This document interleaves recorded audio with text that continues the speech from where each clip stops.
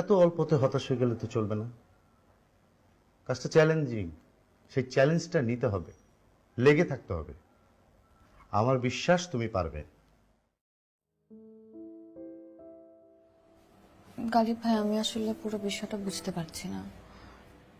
বিমার কথা শুনলেই অনেকে বিরক্ত হয়ে যায়।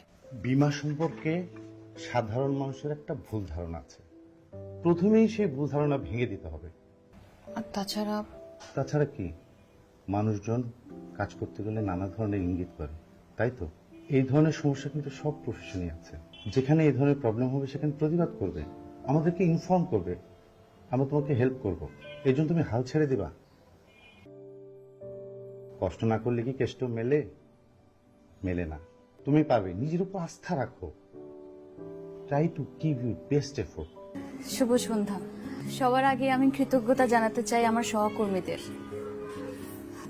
তাদের সাথে কাজ করতে করতে তারা এখন আমার পরিবারের সদস্যর মতো হয়ে গেছে, এবং তারা যদি আমার পাশে না থাকতেন আমি এত এত কিছু অর্জন করতে পারতাম না।